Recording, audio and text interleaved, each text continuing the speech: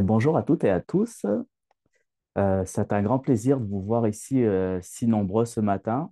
On va peut-être attendre encore 1 ou 2 minutes pour que les derniers inscrits puissent se connecter et on pourra commencer par la suite, si cela vous va.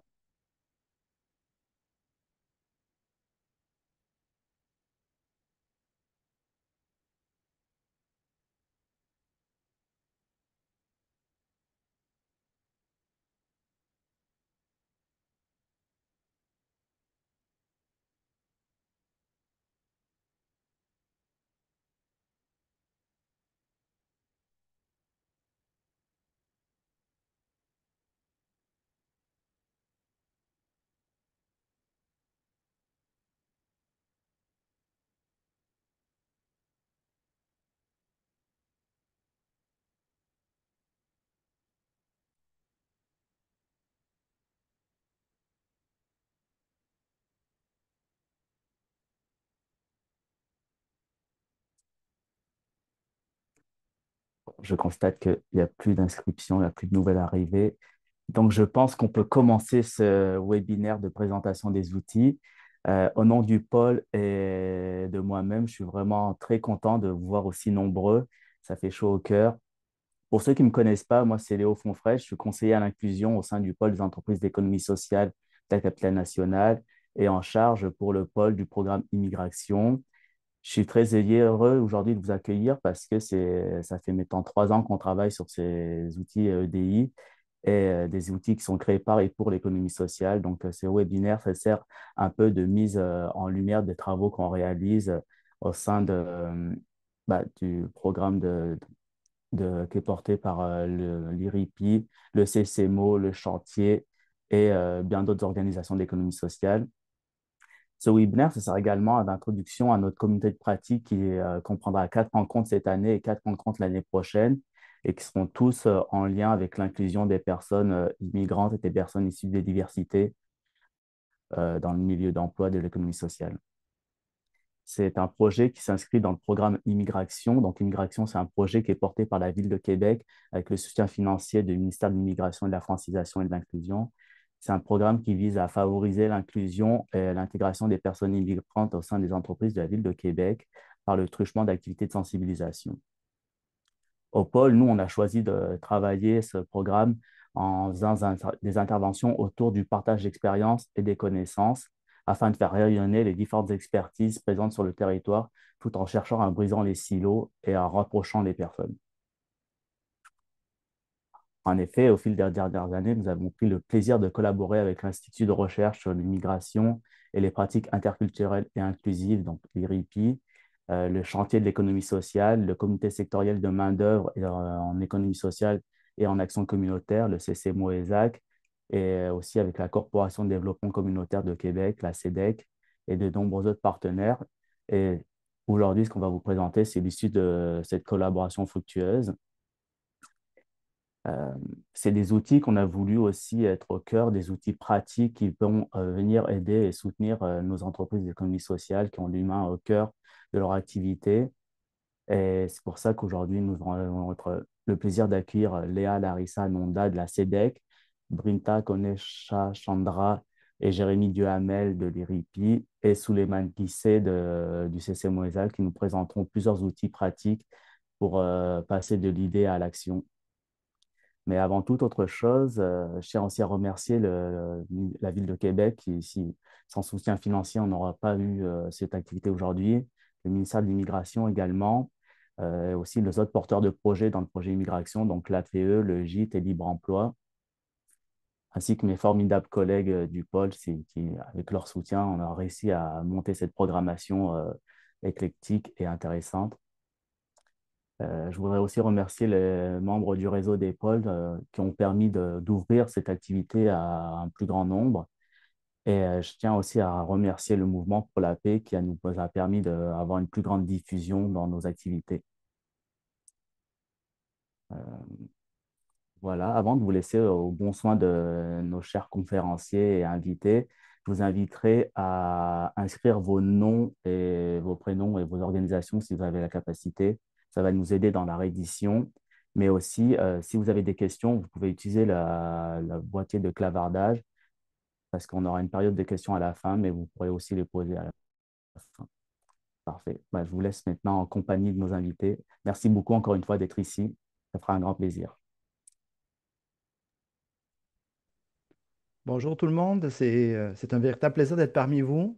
C'est moi qui ai l'honneur d'amorcer la présentation qui va un petit peu s'apparenter à une course à relais. On va être plusieurs à se succéder à la tribune. Léo, je te demanderais peut-être de partager notre support visuel. Donc, à titre de premier relayeur, je m'en voudrais de ne pas remercier le pôle, Léo, toute l'équipe de nous avoir invités, de nous accueillir aujourd'hui dans le cadre de ce webinaire.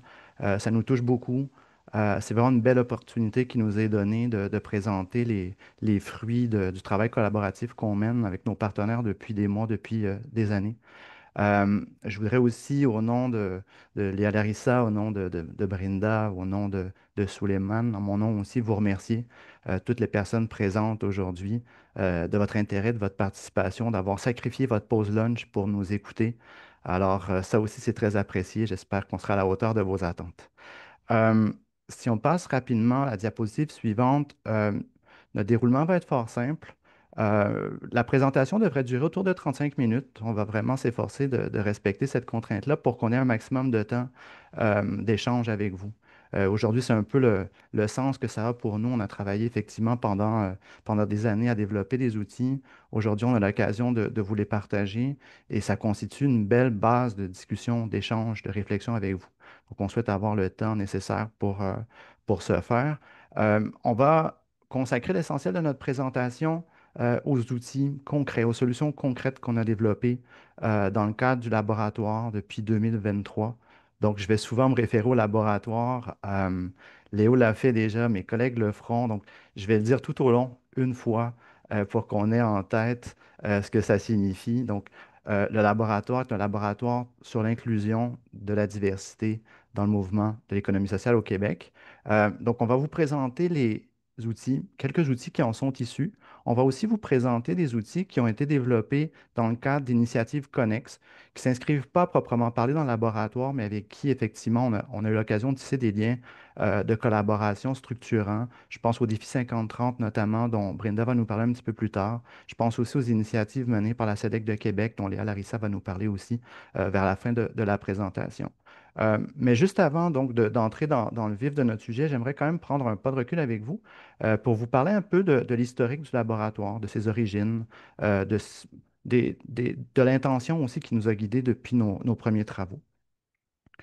Euh, donc, le laboratoire, au fond, a commencé à prendre forme, euh, du moins en idéation, je dirais autour de l'été 2022.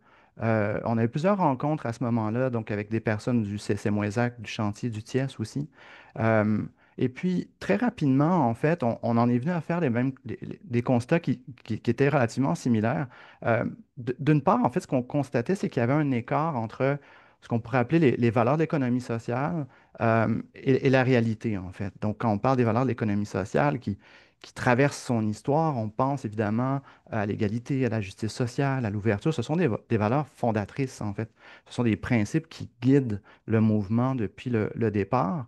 Or, ce qu'on constatait, c'est que dans la réalité, il y avait encore beaucoup de travail à faire pour assurer une meilleure inclusion des groupes sous-représentés et en particulier des personnes racisées, des personnes immigrantes. Hein, donc, on faisait le portrait à ce moment-là, un portrait qui n'était pas forcément très réjouissant, où on constatait qu'il y avait effectivement sans doute de plus en plus de personnes immigrantes ou racisées dans les organisations, surtout dans les centres urbains.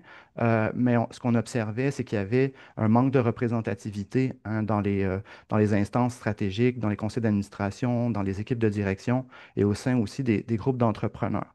Donc, au fond, fort de ce constat, on s'est dit, bah, qu'est-ce qu'on peut faire? Qu'est-ce qu'on peut faire pour soutenir le mouvement afin peut-être d'actualiser une aspiration implicite à l'inclusion? Il y a des valeurs fortes qui sont encore significatives dans le mouvement, qui peuvent être structurantes. Mais on s'est dit comment aider les organisations à mener ce virage inclusif. Euh, donc, à partir de ce moment-là, on s'est dit, ben, on va miser sur un esprit de concertation. on va miser sur une mutualisation des expertises. Donc, il y a des organismes de terrain, il y a nous, ERIPI, le TIES, qui effectivement prenaient en charge le volet de transfert aussi. On s'est dit, ben, mettons nos forces en commun et essayons de travailler ensemble sur deux volets qui étaient pour nous nécessaires et complémentaires. Dans un premier cas, on s'est dit, on se doit de développer des connaissances plus précises sur l'état de la situation. Quels sont les obstacles à l'inclusion de la diversité en économie sociale? Il y avait peu ou pas d'écrits, en fait, qui avaient été consacrés à cette question-là au cours des dernières années au Québec. Et d'autre part, on s'est dit, ben, essayons d'investir un maximum d'énergie, de créativité aussi pour développer des solutions concrètes pour les organisations d'économie sociale. On se rendait bien compte que l'intention était souvent présente. Il y avait une volonté d'œuvrer effectivement à l'inclusion, d'adopter des pratiques inclusives. Or, plusieurs de ces organisations nous disaient, on ne sait pas par où commencer, on ne connaît pas les outils, comment passer à l'action. Donc, c'est un peu ces éléments-là qui ont orienté, je dirais, la genèse ou les premières étapes du laboratoire. Euh, Si on passe à la diapositive suivante, évidemment, il y a beaucoup d'événements qui ont jalonné nos premières années de collaboration. Je vais mettre l'accent sur deux ou trois éléments. De notre côté, ce qui a vraiment donné l'impulsion au laboratoire, c'est l'obtention d'une subvention de recherche qui a permis à l'ERIPI et ses partenaires de mener une recherche-action exploratoire à partir de l'hiver 2023. Donc, on a mené une recherche qui s'est terminée à la fin de 2024, donc qui s'est échelonnée sur 2 ans. Et c'est vraiment cette recherche-là qui a permis, en fait, déjà de mobiliser des organisations, des personnes du mouvement autour de ces enjeux-là. Donc, on a réussi quand même, à travers la recherche, je dirais, à créer une forme d'élan, une forme de synergie, des collaborations nouvelles pour réfléchir aux meilleures façons de surmonter les obstacles que la recherche a par ailleurs permis de mieux identifier. Donc, la recherche a permis de développer des connaissances nouvelles et des connaissances qu'on a transférées, qu'on a investies rapidement dans notre chantier prioritaire qui consistait à développer des solutions concrètes, à développer des outils. Euh, c'est dans le cadre de cette première recherche qu'on a développé les premiers outils dont Souleymane va vous parler dans un instant. Euh, la recherche a aussi permis, en quelque sorte, de se doter comme mouvement aussi d'une base de connaissances, j'ai envie de dire, pour orienter le développement des outils qu'on a co-créés par la suite. Euh, donc, je dirais que la deuxième étape, effectivement, a consisté dans l'obtention d'une deuxième subvention du MEIE, donc qui a rendu possible la poursuite de l'élan en fait, qu'on s'était donné. Le PESI, donc, qui est le projet pour une économie sociale inclusive, a visé à développer des outils complémentaires à ceux qu'on avait commencé à développer dans le cadre de la première recherche. Et à nouveau, ça a permis de nourrir des synergies, d'aller encore plus loin dans le développement de solutions concrètes qu'on voulait, qu'on pouvait transférer vers le mouvement. Cette première phase, je dirais, du laboratoire a quand même été marquée par la tenue du sommet d'économie sociale en mai dernier, qui nous a véritablement donné euh, à la fois une résonance, puis une visibilité, je dirais, sans précédent quand même, aux apprentissages qu'on a pu faire dans le cadre du laboratoire, aux préoccupations aussi, et aux outils qu'on a pu développer ensemble. Euh, Fort heureusement, le laboratoire ne se conjugue pas qu'au passé. Notre laboratoire a une actualité et aussi un avenir. On peut changer de diapositive. Merci, Léo. Euh, En réalité, le laboratoire continue à exister sous différentes formes. Le laboratoire ne s'est pas développé en vase clos. On a toujours été soucieux, soucieuse de nouer des alliances, d'ériger des passerelles, des ponts avec d'autres organisations euh, du secteur de l'économie sociale et d'autres secteurs également avec qui, effectivement, on partageait une même aspiration de vouloir mieux comprendre, mais surtout de vouloir développer des dispositifs pratiques pour soutenir l'engagement des organisations, quelles qu'elles soient, en faveur d'une meilleure inclusion. Donc, j'en ai glissé un mot tout à l'heure. Vrinda y reviendra de façon plus détaillée dans un instant. Le défi 50-30 nous a permis aussi d'aller un peu plus loin dans le développement des outils qu'on a menés, les initiatives de la SEDEC de Québec également aussi sur laquelle on aura l'occasion de revenir, qui continuent à vivre, qui ont fait vivre le laboratoire et qui continuent aussi à donner, je dirais, de l'envergure et de nouvelles impulsions aux initiatives qu'on a menées. On a appris récemment aussi donc que le laboratoire pourra poursuivre ses activités. Les RIPI, avec ses partenaires, ont obtenu une subvention de recherche du fédéral cette fois, qui va qui va nous permettre de continuer le travail jusqu'en 2028. Ce projet-là, c'est un projet de recherche-action, va nous permettre de développer des outils d'évaluation, en fait, d'évaluation d'impact, notamment des initiatives d'inclusion dans le mouvement de l'économie sociale. Je pense que c'est tout pour moi. Je céderai maintenant la parole à Souleymane.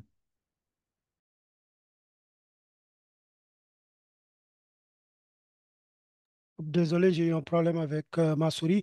Merci beaucoup, Jérémy. Donc, pour ma part, je vais vous présenter en fait les faits saillants des résultats en fait des outils, mais aussi Jérémy a parlé de connaissances. Il y avait quand même cet enjeu-là, c'est-à-dire on parlait d'inclusion, mais qu'en est-il en économie sociale? Pratiquement depuis 20 ans, il n'y avait pas grand-chose qui avait été fait. Donc, un des objectifs, c'était vraiment produire des connaissances. Slide suivante. Donc, produire des connaissances et ce qu'on a remarqué, en fait, prochaine diapo, oui, donc ce qu'on a remarqué vraiment au niveau des connaissances, il y a plusieurs choses et le rapport final va sortir certainement au mois d'octobre et ce sera sur notre site internet, surveiller nos prochaines communications. Ben, on a remarqué beaucoup de choses, que l'inclusion, bien que les valeurs soient là, c'est quand même dans plusieurs organisations, pour diverses raisons, ces enjeux-là étaient des priorités secondaires. Pas par mauvaise foi ou les valeurs étaient là, mais pour diverses raisons. Il y avait aussi, on a découvert aussi des biais. On parle beaucoup de biais inconscients, mais des biais spécifiques à l'économie sociale, notamment les biais de valeur. Et puis donc, slide suivante, diapo suivante. Mais surtout, on a voulu être très concret, la 8 en fait, on a voulu être très concret pour comprendre en fait les organisations d'économie sociale. Qu'est-ce qui les caractérise? Parce que l'idée, c'était de faire de l'EDI par et pour les actes, donc les actes économie sociale, action communautaire, mais là avec un axe économie sociale. Donc on a pu cartographier, en tout cas faire une typologie des organisations. Et on a remarqué trois types d'organisations, quatre types d'organisations, pardon, en économie sociale, des organisations où il y a une indifférence en fait, et c'est pas de mauvaise foi, c'est dire que ben, ça c'est trop gros pour nous, c'est pas pour nous, et souvent là, le fameux biais de valeur parle en fait, et donc la majorité des organisations se trouvaient au niveau 2, c'est-à-dire l'intention est là. Il y a 4 ans, donc les organisations ont tapé à nos portes de l'IRIPI pour dire aidez-nous, comment faire, comment s'y prendre. Et l'enjeu aussi, c'est qu'il y avait beaucoup de choses qui se faisaient, mais peu de choses étaient adaptées aux réalités des organisations d'économie sociale, notamment en termes de taille et de gouvernance. Et aussi, il y a des organisations qui avaient, ben, telles que le CSMO ESAC, en fait, on avait expérimenté des choses depuis des années. Donc là, l'idée, c'est rare quand même de voir ce type d'organisation-là. Et pratiquement au niveau 4, il y en a pas beaucoup d'organisations qui étaient là-dedans, c'est-à-dire qui avaient déjà amorcé des virages inclusifs bien avant qu'on parle de DI depuis 20, 30 ans et qui vont ben, en fait les consolider. Souvent, on va les trouver dans les grandes entreprises. Donc, c'est ça en fait la cartographie et c'est bien expliqué dans le document PDF que je vous ai partagé. Prochaine slide. Donc maintenant, les outils, parce qu'un des objectifs, comme Jérémy l'a dit, c'était vraiment de développer des connaissances, de faire l'état des lieux des connaissances, mais d'autre part, de développer des outils. Et quand on parle de DI, un outil fondamental, incontournable, qui n'est pas une panacée, c'est la formation. Donc, le CSMO exact, dans le cadre de ce laboratoire-là, nous, on s'est mis vraiment donc dans l'axe formation. Donc, c'est ainsi qu'on a donc en fait conçu un parcours de formation très flexible, adapté aux réalités des organisations. Donc, l'EDI par et pour l'économie sociale. Et dans ce parcours-là, ben, l'idée, c'est vraiment de former les organisations, donc avoir une approche vraiment entre organisation collective et là, ben, cette formation-là, ben, comme Jérémy disait aussi, le labo est vivant, il continue. Donc là, on va passer à une deuxième mouture de la formation où on va inclure vraiment un volet coaching. Parce que souvent, les organisations, ben, les gens, disons, participaient aux formations disaient, mais qu'est-ce qu'on va faire avec ça? Donc là, on a obtenu du financement pour aussi, une fois que les gens ont suivi les formations, vont pouvoir être accompagnés donc pour concrétiser en fait, pour concrétiser leur virage inclusif. Parce que l'idée, c'est aussi donc ce qu'on note aussi au niveau des organisations collectives, mais aussi des organismes communautaires, c'est que beaucoup de choses se font déjà. Mais c'est pas assez structuré ou formalisé. Donc, à travers ce parcours de formation-là, ben, on va les aider, les accompagner en fait à mieux les formaliser. Et l'avantage avec ce parcours de formation-là, c'est l'accessibilité. On sait que nos organisations n'ont pas beaucoup de moyens. Donc l'idée, c'est grâce au financement, les permettre d'avoir accès à des formations de qualité à moindre coût, donc avec du coaching. Donc, je vous ai mis les prochaines dates pour les inscriptions, en fait, 5, 12, 19 novembre. Donc, ça va être certainement sur nos plateformes, donc LinkedIn, Facebook, mais aussi sur nos infolettres. Suivez-nous si vous êtes intéressé. Puis, donc, l'avantage aussi, je parlais d'accessibilité, c'est des formations synchrones, donc on peut y assister partout au Québec, en fait. Donc, ça, c'est l'avantage. Donc, est-ce qu'on peut passer à la prochaine slide? Donc, quand on parle d'outils, donc le CSMO, on est vraiment dans le volet outils. Donc là, on a profité aussi de la mise à jour de de notre boîte à outils en gestion des ressources humaines pour vraiment intégrer en fait l'EDI. On a eu pas mal de 15 outils en EDI, donc une approche transversale qui va vraiment de la planification des ressources humaines, c'est-à-dire les groupes sociaux en quête d'équité. Donc là, on est au-delà de l'ethnoculturel. On va aborder les caractéristiques de ces groupes-là, mais on est toujours dans du concret. Et aussi, on parle beaucoup de biais cognitifs inconscients et à travers le labo, l'innovation aussi, ça a été d'avoir découvert, d'avoir identifié les biais spécifiques aux organisations collectives. Par exemple, on a parlé du du biais de valeur, mais pas que. Il y a le biais de générosité, il y a le biais aussi de réseau. Donc, vous allez découvrir tous ces biais-là, mais aussi en lien avec les outils du défi 50-30, donc c'est-à-dire comment construire une vision, comment développer une politique EDI, qu'est-ce qu'un plan d'action, mais de façon très flexible et très adaptée en fait aux organisations collectives. Je pense que c'est tout pour moi, donc je passerai la parole à Brenda. Prochaine slide pour m'assurer que j'ai terminé. Oui, donc je pense que c'est Jérémy qui reprend Oui, qui reprend. je vais Oui, parfait, reprendre Jérémy. la parole très rapidement avant d'aussitôt la redonner ou la donner pour une première fois à Brinda. Donc, je voulais simplement revenir effectivement sur le projet PESI, donc pour une économie sociale inclusive. Donc, comme je le disais un peu plus tôt, fort des connaissances acquises à travers la recherche, on a continué en fait à développer des outils complémentaires à ceux que Souleymane vient de présenter. Ce projet-là, il a été financé par le MEIE, grâce à l'appui financier aussi de la Caisse d'économie solidaire. Et il a vraiment permis de rassembler les forces de plus de 10, de plus de 10 partenaires, là, dont vous voyez les logos à l'écran sur la prochaine diapositive. Euh, avant de vous les présenter, en fait, j'aimerais peut-être dire deux mots sur notre cible. Et pour ça, je reviendrai peut-être à la typologie que Souleymane a présentée rapidement tout à l'heure.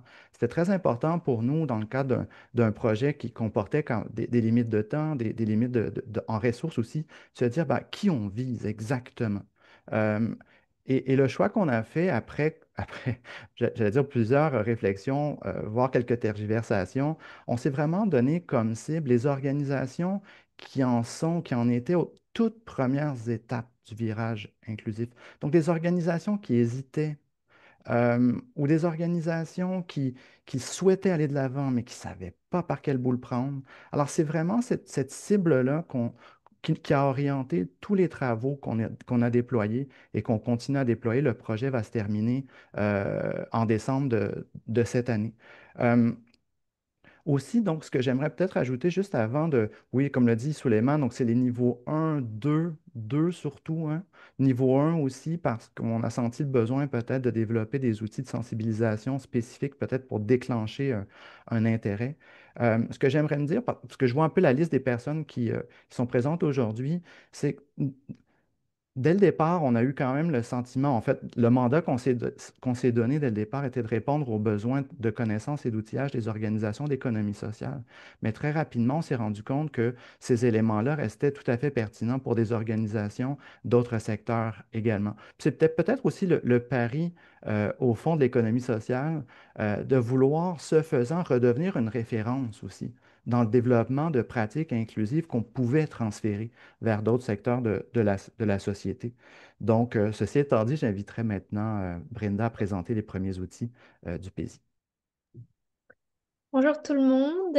Donc dans le cadre du projet pour une économie sociale inclusive, qu'on appelle PAISY, comme vous pouvez le voir, on vous a présenté les partenaires. On a eu le plaisir de développer un certain nombre d'outils en co-création en fait avec des partenaires qui sont issus du milieu de l'économie sociale. On a co-créé, co-pensé, co-développé ces outils-là. Et donc, ce sont des outils qui ont été développés en partenariat, qui ont aussi été développés sur la base des résultats de la recherche et, comme on vous l'a dit, qui ciblaient en fait euh, le premier niveau, deuxième niveau, un entre-deux quelque part de la typologie. On a d'abord développé donc des outils de sensibilisation, dont notamment une série de bandes dessinées qu'on a développées avec l'organisme Perdomo, qui sont très talentueux, on les recommande. Donc l'objectif en fait avec cet outil, ce premier outil qui sont les bandes dessinées, c'était de provoquer en fait une réflexion sur les obstacles à l'inclusion de la diversité en économie sociale. Donc, ce sont des obstacles qu'on a identifiés en fait dans le rapport de recherche. Le public cible en fait à travers ces outils, c'est vraiment les cadres, les employés, les administrateurs du mouvement de l'économie sociale. Et les BD viennent toucher en fait différents sujets, dont par exemple l'accès limité aux opportunités pour les personnes issues de la diversité ethnoculturelle, les contre-coups du manque de la diversité, l'exclusion des candidatures immigrantes, les effets d'une intégration sans cadre. Donc ici, l'objectif, c'était vraiment de provoquer une étincelle, en fait, à travers les personnes qui viennent consulter, en fait, les BD et qui lisent les BD. On vous a partagé les liens dans le clavardage. Puis il y a différentes façons en fait d'utiliser ces BD. Vous pouvez les consulter individuellement, les partager dans votre équipe, avoir une discussion en fait avec votre équipe lorsque vous les partagez prendre 10 minutes pendant une rencontre pour en discuter par exemple. Donc c'est vraiment à vous de voir comment vous pouvez utiliser ces outils-là aussi au sein de votre organisation. Puis ce sont des outils de sensibilisation. Je vais aller à la slide suivante. On a aussi développé un autre pan d'outils de sensibilisation qui sont en fait des capsules vidéo de 3-4 minutes qu'on a développé avec l'organisme TAM Media qui est très sensibilisé aussi à la diversité, à l'inclusion de la diversité ethnoculturelle. Et à travers cet outil-là, l'idée c'était d'inspirer en fait le changement vers l'inclusion, de provoquer cette étincelle pour les organismes qui sont peut-être hésitants, qui savent pas où aller, comment s'y prendre, si c'est possible, ça peut faire peur aussi. Donc d'encourager en fait, d'inspirer en fait le changement vers l'inclusion. Puis ici on est allé donc faire des entrevues avec différentes figures qui sont touchées aussi par l'inclusion, en fait, notamment dans leur organisation ou aussi en tant que leader. Donc, on est allé faire des entrevues avec Souleymane Nissé qui est avec nous, du CSMO ESAC, Isabelle Gilbert de la CEDEC et Soudadia qui était avec la CDRQ. Donc, on vous a mis les liens YouTube ici. On vous invite vraiment à les consulter. Puis, l'idée à travers cette série, c'est de provoquer une discussion, puis de montrer, d'inspirer en fait à aller vers le changement. Donc, je vais maintenant redonner la parole à Jérémy pour discuter de l'outil d'auto-évaluation. Oui, merci beaucoup, Brenda. Alors, l'outil d'auto-évaluation, dès le départ, et comme l'a si bien dit Brenda, ce sont vraiment des outils qu'on a développés en co-création à toutes les étapes du processus avec nos partenaires. Dans l'outil d'auto-évaluation, en fait, qu'est-ce qu'on visait comme objectif? C'était vraiment d'aider en fait les organisations à dresser un état de situation, un diagnostic en quelque sorte, mais surtout de les aider à identifier les éléments au sein de l'organisation qui méritaient une attention particulière. C'était vraiment ça la visée très pratique qui était la nôtre au moment de développer cet outil-là. La cible, je le rappelle, c'est vraiment pour des organisations qui en sont aux toutes premières étapes du processus de changement vers l'inclusion. Et le constat qu'on faisait dès lors que la cible a été clarifiée, le constat qu'on faisait ensemble, c'est qu'il y avait énormément d'outils du genre disponibles sur Internet. Hein, des outils d'auto-évaluation, d'autodiagnostic en EDI, il en existe en nombre abondant. Euh, Par contre, ce qu'on constatait, c'est qu'il y en avait très peu, voire pas du tout, qui permettaient de répondre aux besoins des organisations cibles en tenant compte de leurs contraintes et de leur réalité propre. Hein. C'est un peu ce que Suleiman disait un peu plus tôt. Donc, qu'est-ce qui caractérise notre outil? D'abord, je dirais qu'il est court.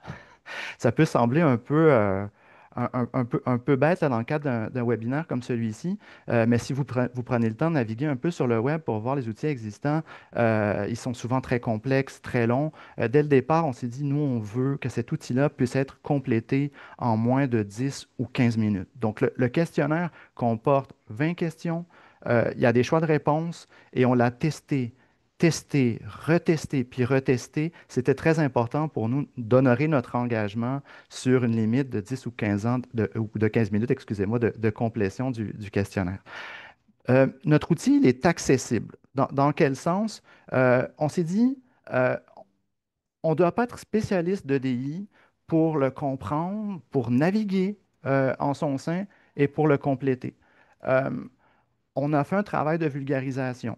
Il y a peu d'éléments de jargon. On essaie d'expliquer. Il y a une visée pédagogique aussi dans le questionnaire pour faciliter l'utilisation du questionnaire par des personnes justement dont les enjeux de DI sont peut-être pas toujours familiers. Euh, il est accessible aussi au sens où c'est un questionnaire interactif en ligne qui est hébergé sur le site Internet du CSMO ESAC. C'est un outil qui est adapté au sens où c'est important pour nous qu'il réponde aux préoccupations, aux besoins, aux réalités, aux contraintes propres aux organisations d'économie sociale. Et ça se traduit par exemple par l'intégration d'une section sur la gouvernance démocratique. Il y a des questions qui font signe aussi vers la question du membership. Il y a donc des spécificités de l'économie sociale qui amènent une complexité et je le redis, je pense que cet outil-là demeure pertinent pour des organisations d'autres secteurs également. Euh, on a préconisé une approche mobilisatrice au sens où on a vraiment souhaité éviter des traces de jugement explicites, implicites dans le questionnaire. Il n'y a pas de bonne ou de mauvaise réponse. Il n'y a pas de note, en fait. Il est vraiment tourné vers l'action. C'est un appel à l'action. Euh, le questionnaire fournit des rétroactions personnalisées. Donc, pour chaque question, il y a une interprétation qualitative qui est proposée.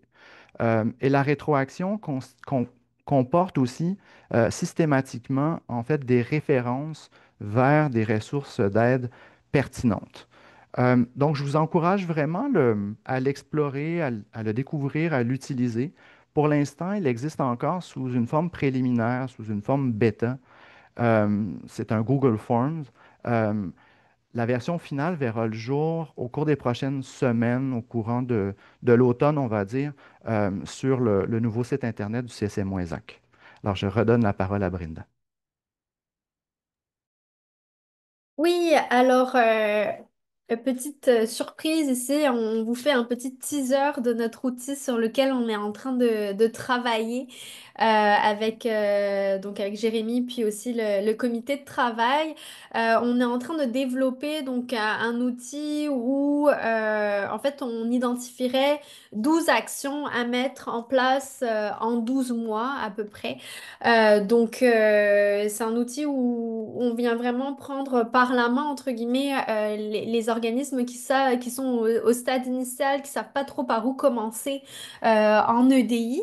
Fait que, à travers cet outil-là, on a par exemple des fiches actions. On vient vraiment expliquer différentes actions, comment les mettre en place, quelles sont les ressources à mobiliser notamment. Puis, comme le titre le dit, ce serait idéalement à mettre en place en 12 mois. Donc, on vient toucher je sais pas si je peux le dire, je pense, Jérémy, oui, la formation, tout ce qui est GRH aussi, puis ensuite comment tenir un bilan, notamment, puis préparer l'an 2 puis le plan d'action, etc. par la suite en EDI. Donc, ça sortira bientôt. On vous invite à rester à l'affût, puis on s'adresse ici directement aux personnes qui sont gestionnaires ou qui sont à la direction des équipes pour vraiment vous guider en fait sur le cheminement euh, au final en ETI. Je vais passer à la slide suivante. Donc, je vais vous maintenant parler du défi 50-30. Donc, je ne sais pas si vous en avez déjà entendu parler. On tombe dans une catégorie qui est assez différente. Le défi 50-30, donc c'est une initiative fédérale qui a duré à peu près 2 ans, de 2023 à mars 2025. Donc, comme son nom l'indique, dans l'objectif du défi 50-30, c'était d'inviter en fait les organisations à travers le Canada, pas seulement les organisations qui sont dans le milieu de l'économie sociale, ça peut être des institutions, secteur privé, public, etc., à s'inscrire au défi 50-30. Le défi 50-30, c'est quoi? Donc, c'est d'avoir une représentation de 50% de parité des genres sur les postes de haute direction et 30% des autres groupes en quête d'équité. Euh, donc, même si le défi s'adressait donc dans son titre au poste de haute direction, au conseil d'administration, etc., on peut dire que le défi 50-30 était vraiment transversal à l'organisme parce on a été, on a invité l'IRIPI a été mandaté en fait pour accompagner les organisations, mais aussi développer des outils qui sont transversales et qui vont permettre en fait à une meilleure inclusion en fait des groupes en quête d'équité. Donc, dans ce cadre-là, l'IRIPI, donc, comme je vous l'ai dit, a été mandaté pour accompagner ces organisations, mais aussi à développer des outils qui s'adressent en fait pas forcément juste aux organismes qui sont au niveau de l'indifférence ou de l'intention là, dans notre typologie qu'on a présentée, mais qui peuvent s'adresser aussi aux organisations qui sont un peu plus avancées, donc qui sont plus dans l'expérimentation ou dans la consolidation. Donc, on a développé un certain nombre d'outils qui sont disponibles et qui sont gratuits.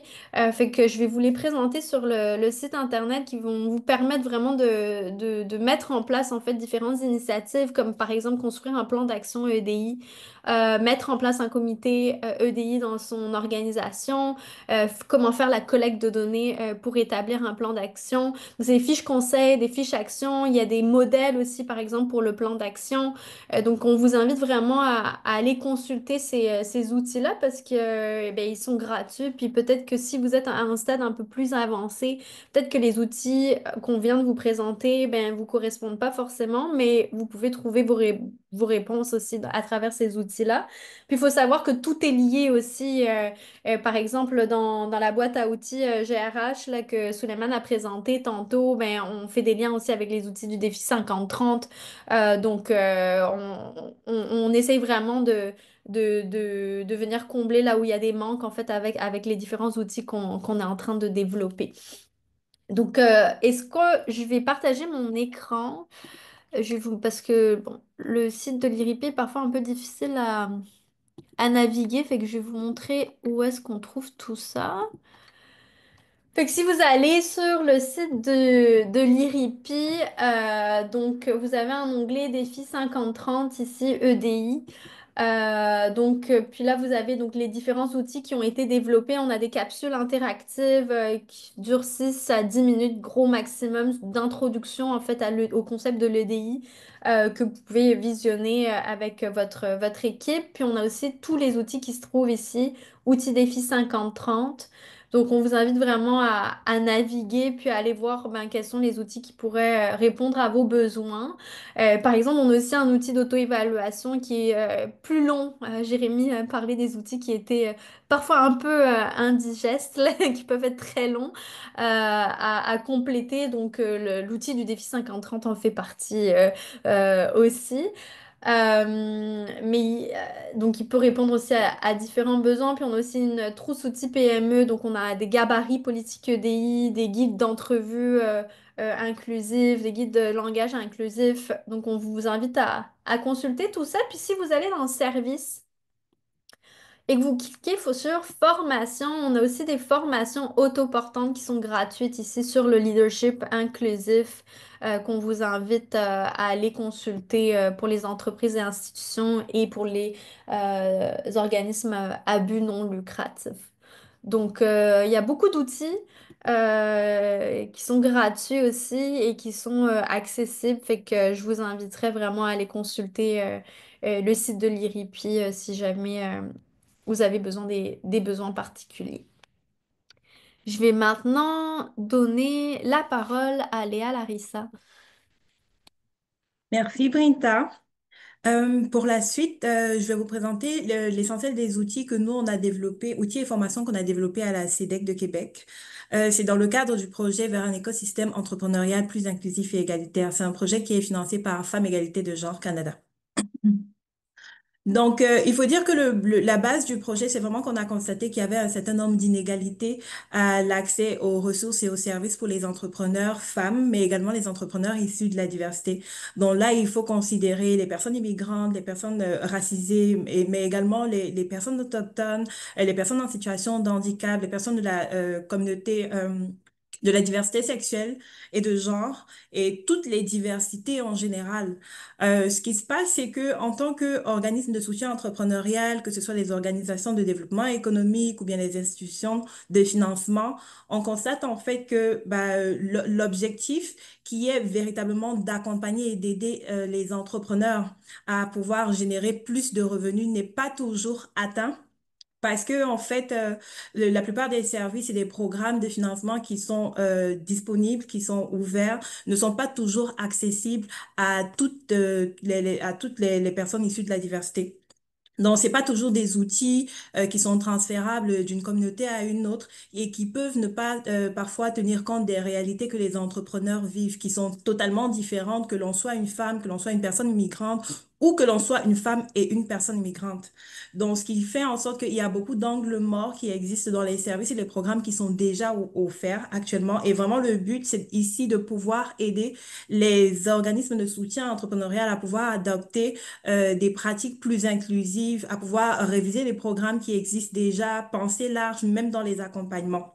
Donc, ce qui fait que l'essentiel des activités qui sont proposées ne s'adresse pas uniquement aux entreprises d'économie sociale, elles s'adressent à tous les organismes de soutien entrepreneurial, que ce soit dans le privé, le public, en économie sociale et autres.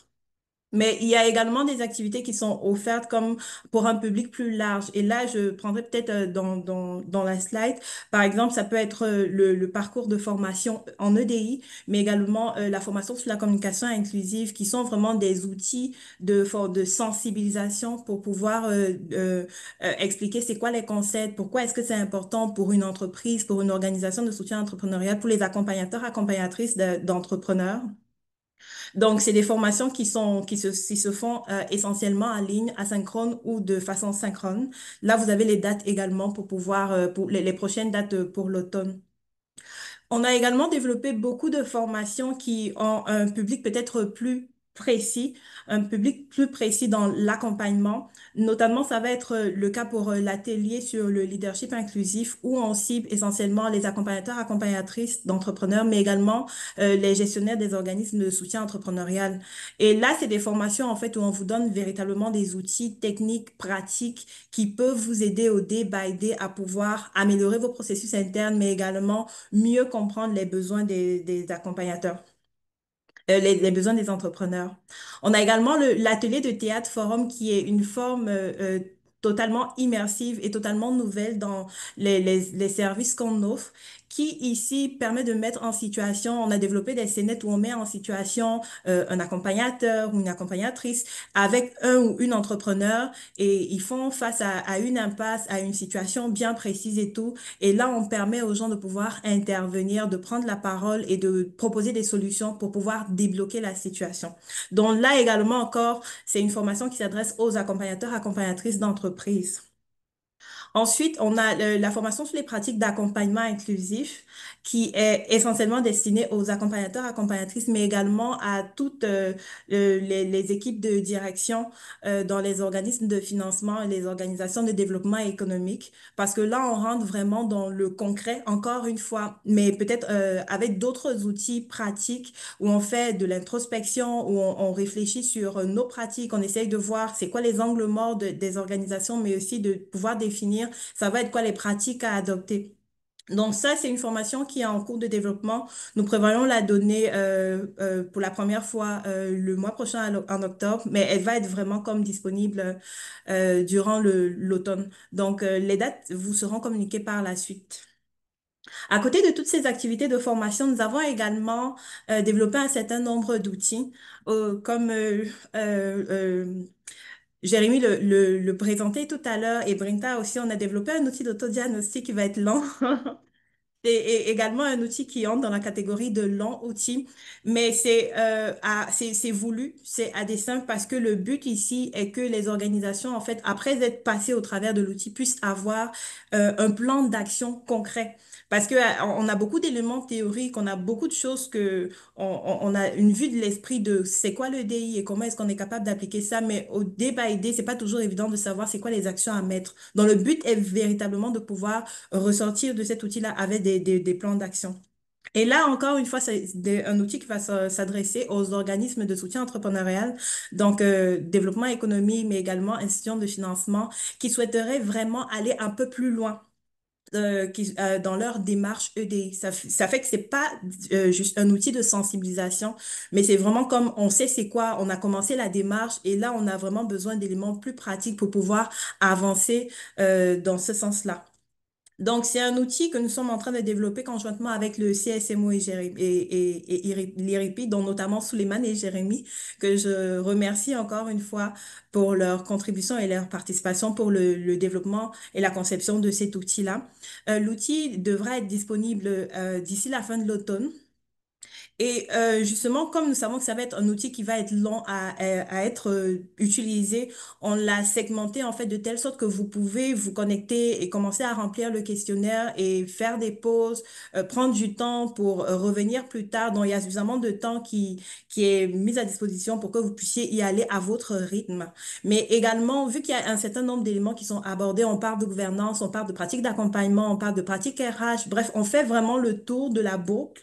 Ça fait que vous recevrez à la fin des rapports qui vont être partiels en fonction de chaque partie sur lesquelles vous souhaiterez avancer. Donc, vous avez la flexibilité de pouvoir commencer par n'importe quelle section, mais également de prendre suffisamment de temps et de consulter des collègues ou de la documentation si cela est nécessaire.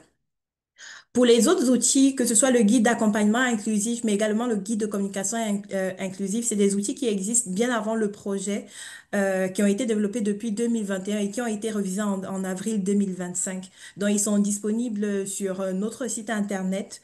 Vous pouvez les avoir en version PDF, mais également en version accessible. À la toute fin, on fait également de l'accompagnement personnalisé pour les organisations qui aimeraient comme aller un peu plus loin sur certains aspects en EDI. Je précise qu'on n'est pas des spécialistes de l'EDI.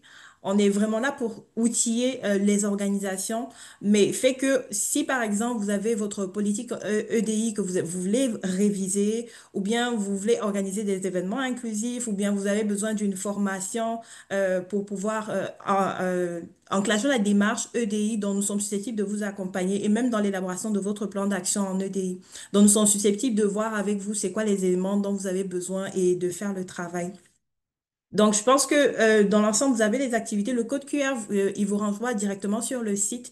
Et puis, il faut préciser que c'est des activités qui sont gratuites et qui sont offertes pendant toute la durée du projet. Donc, le projet, il se termine au 31 mars 2026 l'année prochaine. Mais l'outil d'autodiagnostic, il se veut périn. Donc, il va être vraiment disponible bien après le projet.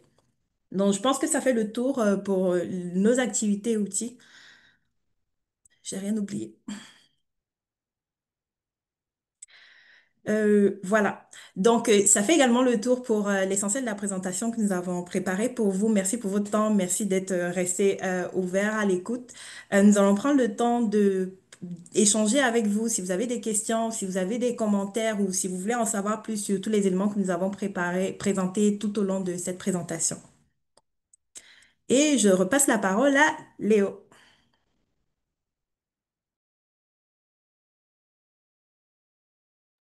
Je vous remercie encore une fois, c'était vraiment fantastique parce que j'ai eu le plaisir de pouvoir collaborer avec vous sur la préparation de ces outils, pour certains outils, et puis de les voir avancer comme ça et pouvoir les proposer à notre communauté, aux autres entreprises de l'économie sociale ou dans le membre du réseau. C'est vraiment quelque chose, c'est un peu un aboutissement en soi, donc c'est quelque chose de valorisant.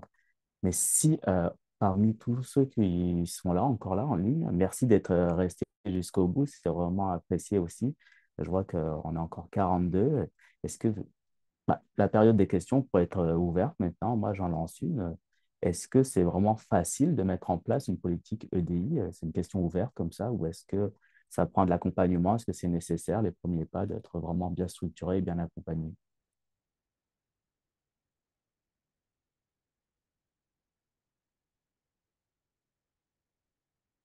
Je peux répondre.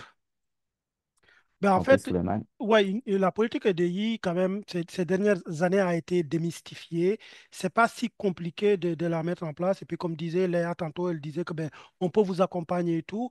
Et maintenant, il y a même des organisations de nos secteurs qui ont commencé, qui ont des politiques EDI. Donc, c'est relativement, je dirais pas que c'est simple, mais avec un accompagnement, justement, sans faire du corporatisme. Par exemple, si vous suivez les formations du CSMO, ben, après, vous avez un accompagnement coaching pour vous aider à mettre en place une politique EDI. Une politique EDI, en fait, juste j'en profite pour le dire, c'est pas simplement quelque chose de symbolique. Parce que pour les organisations de nos secteurs, ce qui ressort, c'est que ces organisations-là sont inclusives par les valeurs. L'enjeu, et là où le bas blesse, c'est que ça va dans tous les sens. Donc la politique vous aide aussi, et c'est ça qu'a fait par exemple Concertation Montréal, vous aide à structurer, de marche à avoir quelque chose de vraiment structuré sans non plus vous contraindre. Vous avez le temps et puis en gros, c'est pas compliqué. Avec une formation et du coaching, vous pouvez le faire et le mettre en place. Et l'avantage aussi, c'est que c'est pas contraignant. Ça permet vraiment de vous aider à aligner vos valeurs par rapport à vos pratiques et aussi à concrétiser, mais aussi à rendre cohérent tout ce que vous dites ou en tout cas tout ce que vous incarnez. Voilà. Merci, Souleymane. Je crois qu'on a une question dans le chat. Est-ce que, Nicolas, vous vouliez la poser à voix haute ou est-ce que je la pose pour vous? Je peux la poser à voix haute, ça va me faire plaisir. Je suis aux ressources humaines d'Entraide Agapé. On travaille, moi j'ai pris ce défi-là parce que ça me donnait une opportunité de travailler avec une variété assez incroyable de différents statuts d'employés. Pour vous dire, on a des bénévoles aînés, on a des jeunes stagiaires du secondaire en difficulté d'apprentissage, on a des gens du centre de réadaptation en déficience intellectuelle qui font des programmes avec nous, on a des travaux communautaires, on a des travaux compensatoires, on a des employés réguliers, oui, ça existe. Il y en a dans le tas, dont moi. Puis là-dedans, évidemment, au travers de tout ça, il se déploie une assez phénoménale neurodiversité, qui est comme un des pans qui me semble un peu l'enfant pauvre quand on discute de diversité, équité, inclusion dans l'ensemble de l'œuvre. Puis je trouve vos outils vraiment super intéressants. Puis je me demandais, est-ce que, parce que moi, il faudrait que j'actualise tous les pans en même temps, vous suivez? Ou en tout cas, je préférais pas faire le boulot 4-5 fois de suite. Fait que je me demandais si dans les outils qui sont disponibles actuellement, il y a des trucs qui sont instrumentalisables pour aller dans cette direction-là, de un. Puis deux, étant donné que vous avez tellement travaillé sur l'état de la situation, les partenaires, qui est dans le coup, qui finance quoi, puis toute la patente, si vous aviez, si vous êtes rendu compte que ça s'en vient un sujet, je sais qu'il est émergent, mais je sais qu'une fois sur deux, je suis bizarre quand j'en parle. Fait que, alors voilà, c'est juste ça ma question.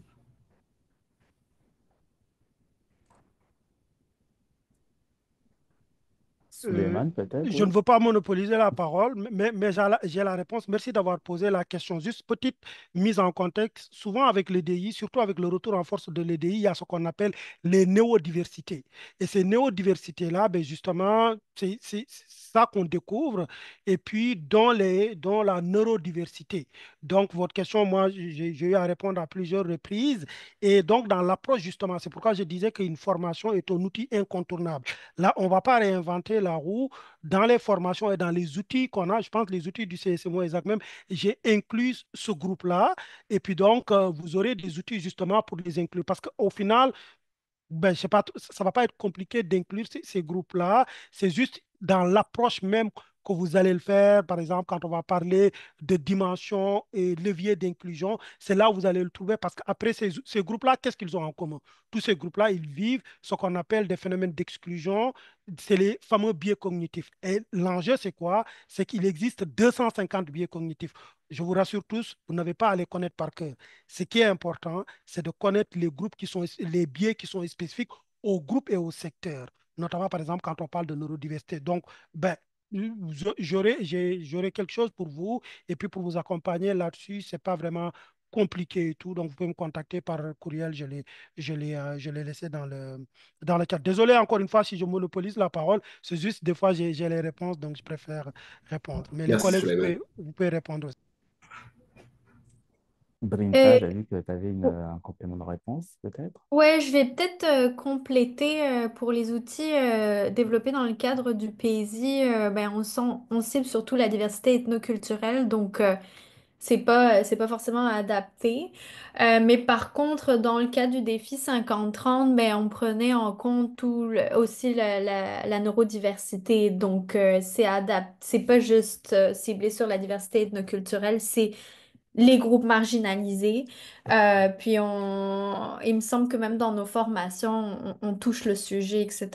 Puis les outils sont adaptés aussi. Fait que je vous invite à les consulter. Puis je sais pas pour la CEDEC, là, les outils que vous avez présentés, si ça touche tous les groupes en quête d'équité.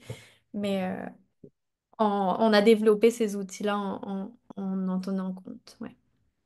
Ouais, pour les outils que nous développons à la CEDEC, nous essayons véritablement de viser large en termes de marqueurs de diversité.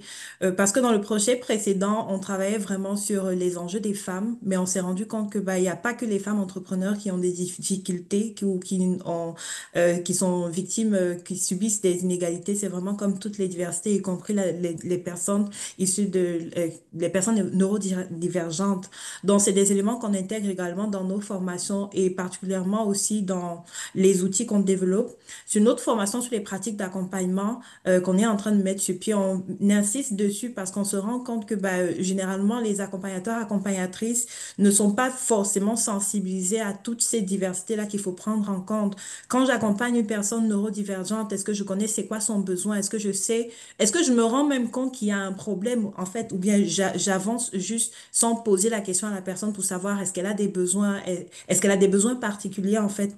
Donc, on essaye vraiment comme de tenir compte de ça pour que les personnes en fait qui accompagnent, qui offrent des financements puissent être sensibilisées, ne pas juste se focaliser en disant, ah ouais, à la fin de l'année, on a accompagné tel nombre d'entrepreneurs ou bien on a donné tel montant investi, mais d'être, de se rassurer qu'en fonction des différents marqueurs de diversité, on a pu faire la différence pour chacun, pour véritablement n'oublier personne.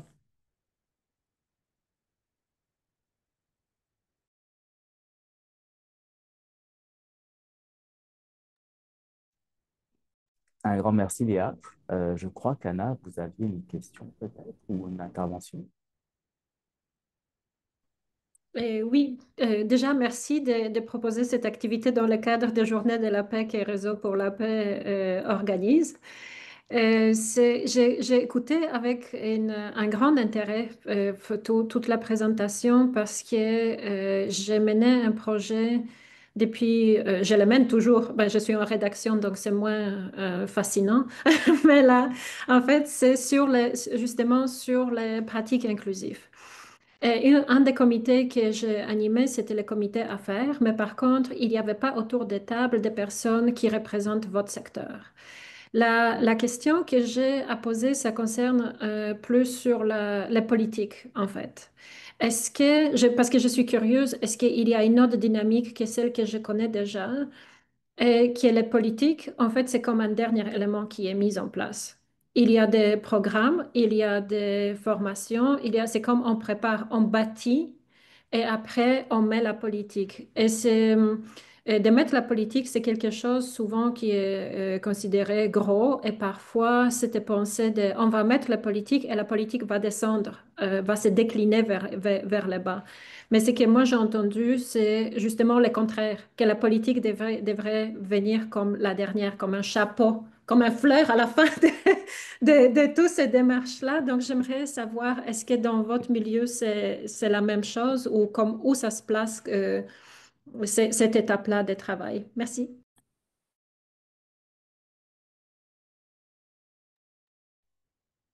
Suleiman, je t'en prie. Oui, salut Anna. Ben, on se connaît très bien, Anna et moi. Et puis, je confirme le premier forum que tu avais organisé en fait au Musée des Beaux-Arts où j'avais intervenu justement en disant, je pense que c'était en 2000, c'est en plein Covid, en 2022 ou en 3, et j'avais dit, ben, 2022, oui. ouais, je suis dans le milieu, j'étais dans le comité consultatif et tout. C'était un très beau forum, d'ailleurs, un des premiers qui était organisé sur le DI. Et je parlais d'économie sociale. À l'époque, Jérémy, on commençait, toi et moi, à échanger, à voir comment le faire. Et j'ai dit, ben, moi, je suis dans un secteur, l'économie sociale, c'est assez particulier pour ces questions-là et tout. Donc, on est en train de débroussailler. Donc, je ne suis pas allé. Là, je vais te donner la suite. En fait, oui, par rapport aux politiques, c'est ça l'enjeu. Et la question qui se pose, c'est que les DI, est-ce que c'est une question de valeur ou une question de politique? Et pour l'économie sociale, c'est une question de valeur avant d'être de politique. Raison pour laquelle plusieurs organisations, aussi bien l'action communautaire, mais la politique vient en deuxième lieu, ce qui est tout à fait normal et tout. Et c'est pourquoi là, on va parler de politique. Et c'est pourquoi même les premières politiques dans ces types d'organisations collectives-là sortent. Pourquoi? Parce que et puis c'est des organisations aussi qui ne sont pas soumises à la fameuse loi sur l'accès à l'égalité en emploi qui inclut, ou bien c'est aussi c'est des organisations qui sont différentes d'organisations comme L'Oréal ou tout ce qui est diversité est très stratégique. Donc, quand je parle très stratégique, c'est qu'au niveau économique, c'est des enjeux stratégiques. Ils investissent des milliards par rapport à ça. Ils veulent retour sur investissement. Donc, mettre en place les politiques avant, c'est une façon même de parler soit à leurs clients, soit aux bailleurs de fonds, ou bien aux politiques, en fait, au gouvernement, pour leur dire on y est là-dedans. En économie sociale, c'est tout à fait, et en action communautaire, le contraire. C'est-à-dire, il y a le rapport de Sherpa qui est sorti, en fait, il y a 2 ans. Et puis, qu'est-ce que ça disait? En fait, il y a beaucoup d'initiatives qui existent déjà. C'est pourquoi dans les formations du CSMO, on parle de levier et de dimension d'inclusion. Donc, ce qui veut dire qu'on travaille l'inclusion d'abord de façon des fois structurée, pas structurée et tout. Et puis après, la politique vient en fait clore le tout. Donc, pour les organisations, moi, je dirais sur le terrain et tout. D'ailleurs, la nouvelle formation, ben, la nouvelle mouture de la formation du CSMO, tout ce qui est politique, ça vient au troisième module, ce n'est pas un hasard. Parce qu'on les amène à aller identifier ce qu'ils font de bien déjà, et il y en a beaucoup, et ça va au-delà de la gestion des ressources humaines. Jérémy parlait tantôt de gouvernance, ça peut toucher les membres, ça peut toucher l'accessibilité, ça peut toucher plusieurs thèmes. Donc, ils travaillent là-dessus, ces organisations-là, et la politique vient en dernier ressort. Pourquoi? Parce que, un, la politique vient juste refléter et résumer en fait tout ce qu'on fait. Donc ça, c'est la particularité des organisations collectives. Ça, je te remercie pour ta question parce que ça résume l'introduction de Jérémy quand il disait, ben, les organisations venaient, il y avait beaucoup de choses, on regardait et tout. Et ça montre qu'en fait, il y a une façon particulière de faire de l'EDI dans les organisations d'économie sociale. Voilà. Merci beaucoup. Si je peux dire quelque chose sur ce point également par rapport à ta question, Anna, je suis d'accord je souscris entièrement à ce que Souleymane vient de dire. Pour notre exemple, à la CEDEC, c'est vrai que nous, on a commencé avec la politique en EDI avant, mais on a commencé en fait parce qu'il y avait un besoin. On était dans une situation où on avait eu un accompagnement et puis on a profité de cet accompagnement pour faire la politique. Mais il faut préciser que c'était vraiment une politique de parité et de diversité du CA. Donc, c'était pas une politique qui impliquait comme toute l'organisation. C'était vraiment les instances décisionnelles. Mais ce qui se passe en général, c'est que on encourage les organisations ou les entreprises à commencer par mobiliser l'équipe. C'est sûr qu'il y a ça nécessite une adhésion des instances décisionnelles, mais ça passe par la mobilisation de l'équipe pour réfléchir, discuter, pour que les gens ils soient capables de s'exprimer sur qu'est-ce qu'ils en pensent, qu'il y ait une réflexion collective avant que la politique en EDI ne puisse être élaborée par la suite en s'appuyant sur les réflexions en interne, les contributions des uns et des autres, peut-être l'apport d'un consultant ou d'une consultante, et puis les interventions ou le positionnement du CA et des autres instances décisionnelles. Donc, en fonction de la situation dans laquelle on se situe, on est capable comme de commencer avec la politique EDI, comme ça a été notre cas, mais c'est pas forcément un exemple à suivre pour tout le monde. Il faudrait vraiment que les gens puissent être impliqués au sein de l'organisation et sentent que bah ils sont concernés également par ces questions d'EDI.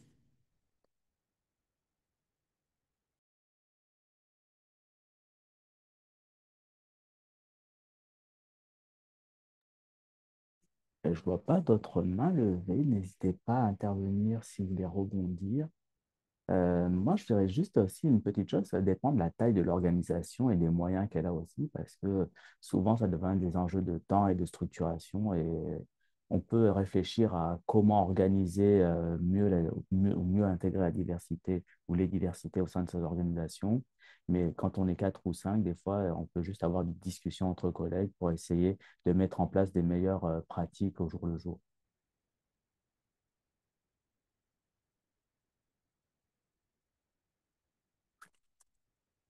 Anna, je vous en prie.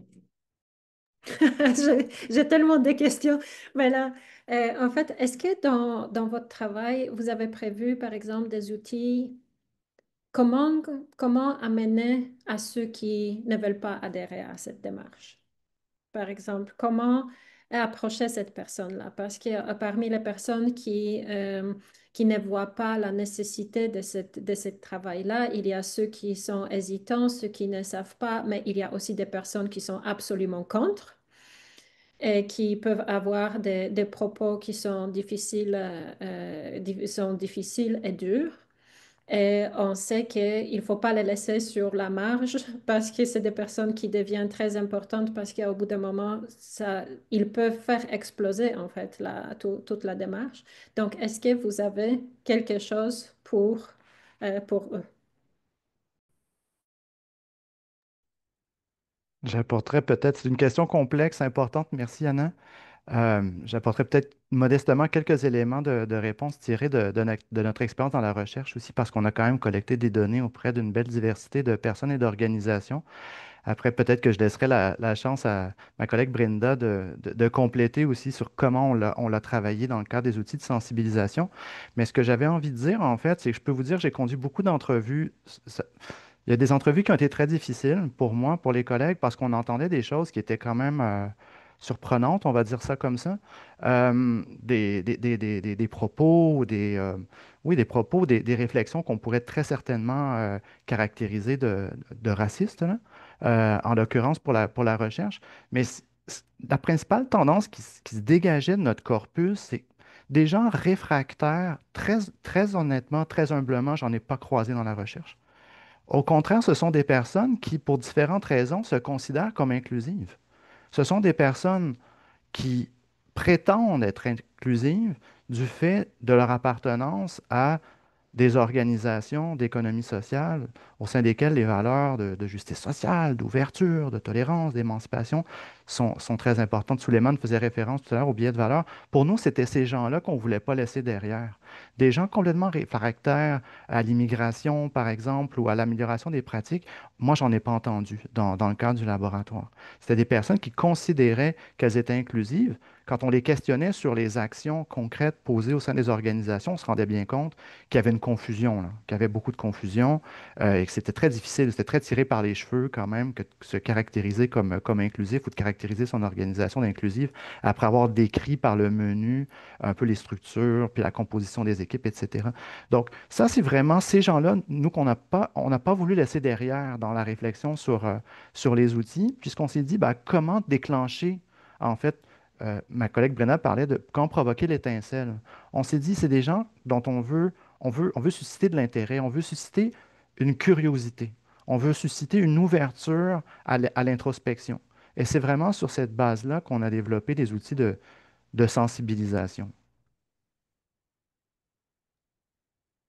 Ben, j'ajouterais peut-être que justement, dans le cadre des bandes dessinées ou des vidéos, ou des capsules vidéo, on est vraiment allé chercher des outils qui peuvent être ludiques, mais qui peuvent en fait provoquer ben, tu sais, un travail d'introspection, se poser, se remettre en question, puis l'étincelle, en fait, comme Jérémy l'a dit aussi.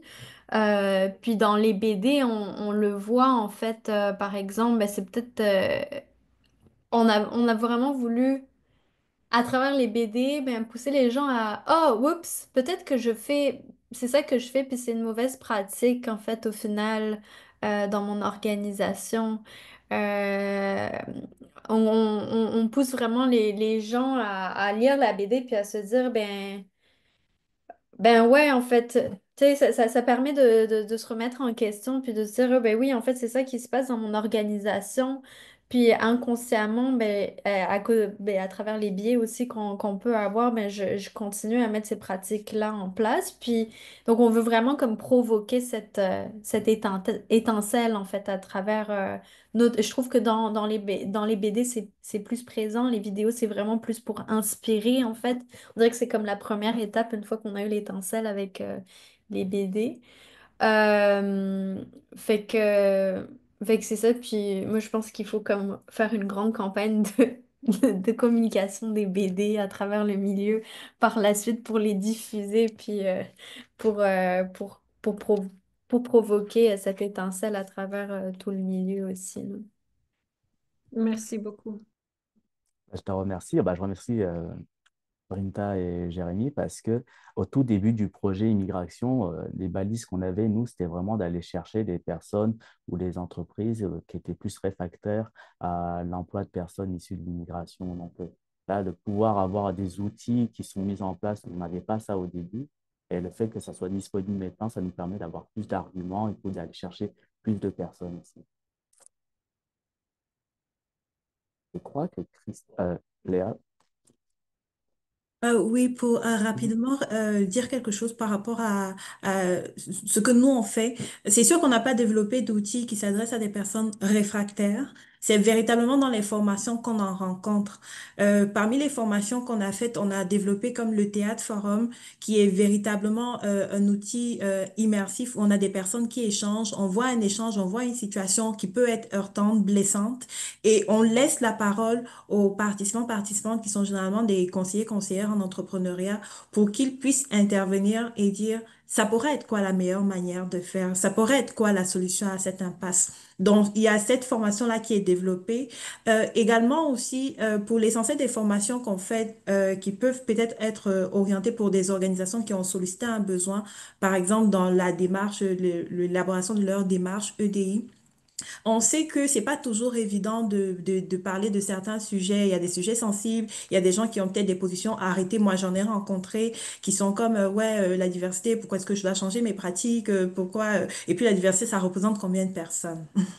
Donc, il y a des personnes comme ça aussi qu'on rencontre, mais c'est vraiment de les amener à avoir ce doute cartésien, de ne pas juste dire que non, moi j'ai, comme Jérémy le disait tout à l'heure, moi je fais bien, je suis dans une organisation inclusive, mais véritablement de s'auto-évaluer et de se laisser la possibilité de dire que je suis pas parfait, je peux avoir des angles morts. Je pense que c'est à partir de là qu'on est capable comme d'amener la réflexion au travers des biens inconscients.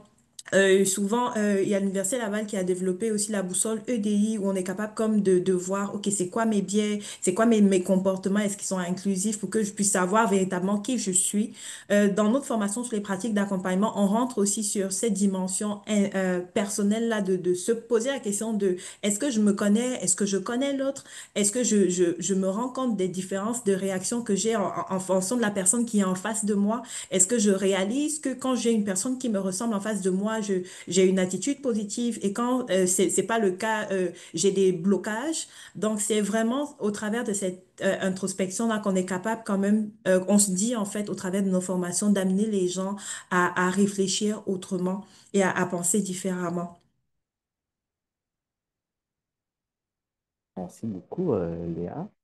Je pense que Christelle, vous aviez une question. Est-ce que vous voulez que je la pose ou est-ce que vous vouliez la poser au grand groupe?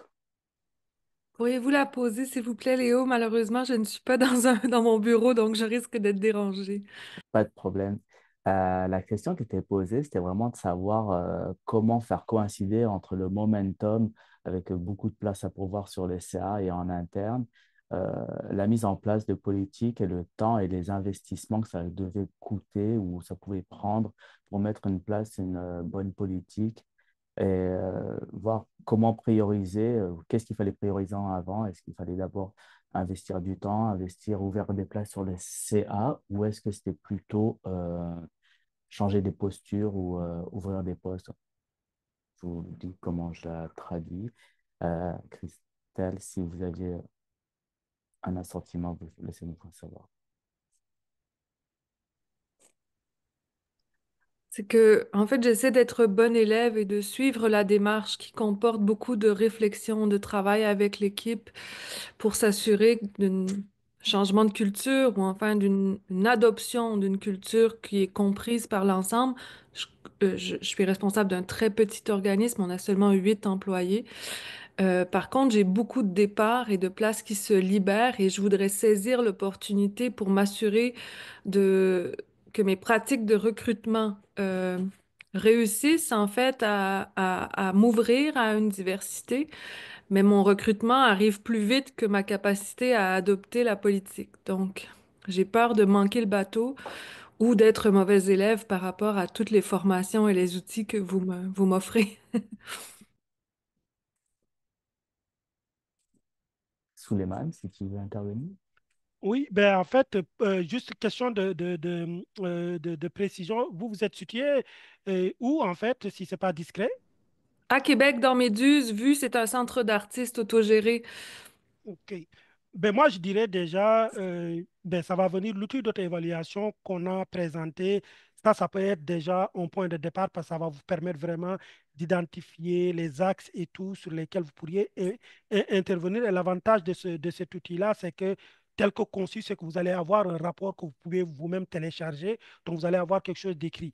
La deuxième étape, ce que je dirais, c'est qu'il n'y a pas en fait une recette magique. Chaque cas est unique. C'est pourquoi je vous ai posé la question où est-ce que vous vous situez? Je pense qu'une première étape, c'est vraiment suivre des formations et avoir du coaching. Pourquoi? Parce que le coaching va vous permettre justement de présenter des cas, le cas réel par rapport à tout ça, et la personne qui vous coach pourra vous accompagner. Sinon, il y a par exemple l'outil du défi 50-30, il y a les 9 étapes du virage inclusif. C'est assez générique, mais ça pourrait être un point de départ. Donc moi, le conseil que je donnerais, c'est vraiment se rapprocher aussi du réseau. C'est que la CEDEC de Québec a un projet de gouvernance inclusive et tout. Donc moi, je dirais que vraiment avoir un coaching, un accompagnement en plus des formations vous permettrait vraiment d'adapter tout ce qui est dit à votre réalité, en fait. Donc voilà. À la suite Léa. de Suleiman, ce que je voudrais préciser, c'est que quand on parle de virage inclusif ou bien de démarche EDI, pour les organisations qui sont vraiment comme au début, c'est pas toujours évident de savoir par où on commence. On a envie de faire beaucoup de changements, mais on sait pas c'est quoi la priorité. Et puis, il y a des ressources aussi qu'il faut considérer. Et comme tu l'as mentionné dans ta question, il y a les situations présentes qui imposent que des fois, il faut juste prendre des décisions même si on n'est pas prêt. Donc, c'est de se dire, d'accepter déjà de le faire en petits pas, parce qu'on peut pas tout faire à la fois. On peut même pas tout faire déjà. Et aussi d'accepter le fait que même dans la démarche, vous puissiez faire des erreurs, parce que là, actuellement, oui, la politique... pour voir politique de recrutement, il y a beaucoup de choses pour rentrer à l'intérieur, même s'il faut se faire accompagner. Admettons que vous avez besoin d'une personne là. Donc, l'accompagnement, il ne pourra pas véritablement vous aider dans la situation actuelle, mais peut-être sur le long terme ou sur le moyen terme. Donc, c'est déjà de se dire, OK, Là, j'ai une situation, je dois recruter du monde ou bien j'ai des personnes qui s'en vont. Je gère déjà ce que je peux gérer à ce niveau-ci. J'enclenche l'élaboration de mes procédures de recrutement et également, même dans mes affichages de poste, je peux déjà commencer à mentionner toutes les personnes qui sont ciblées. Bon, enfin, mentionner dans les affichages de poste déjà, par exemple, que on est intéressé par les candidatures des personnes issues de la diversité. Ça, c'est des choses qu'on peut faire comme rapide. Mais véritablement, pour construire la politique, repenser les procédés et les procédures internes, ça prendrait peut-être plus de temps. C'est pour ça que je mentionnais peut-être plus tôt accepter de pouvoir faire les erreurs, de pouvoir pas faire tout au bon moment et de se laisser une chance comme d'avancer progressivement dans la démarche.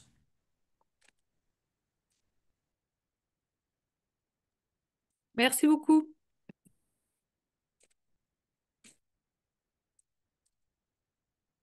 Il nous reste encore un peu de temps pour quelques questions, peut-être une ou deux si vous en avez.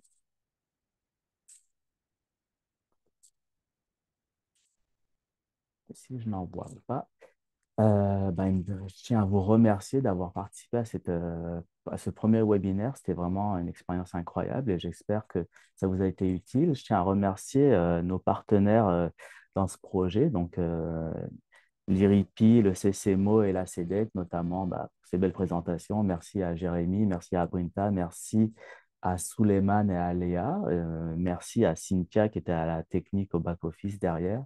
Et puis merci à Valérie qui m'a aidé dans mon travail de prise de notes.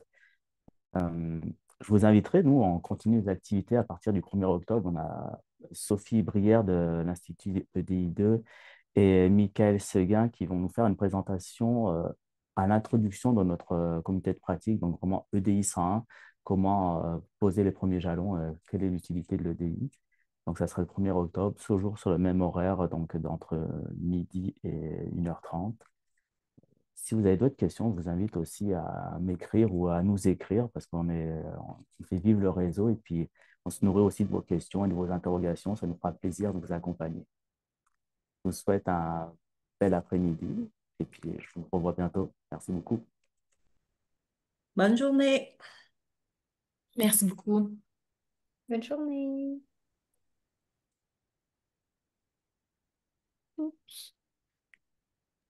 Léo, je ne sais pas si on restait juste pour un Je truc ou bien c'est bon. C'est juste. crois que tout le monde est parti, mais Ouais, Je regardais. c'est vrai que Jérémy est parti. En tout cas, c'est comme tu veux. Non, mais c'était juste, moi, je tiens à vous remercier. C'était assez bien passé. Puis, Hey Léo, oui, je vais quitter moi aussi. Je tiens à vous remercier. En fait, est-ce que tu veux juste arrêter le recording, oui, peut-être? oui, oui, oui. Si vous voulez vous parler, là, je dis ça comme ça, mais Ouais, bonne idée, bonne idée. Merci hey, beaucoup. merci.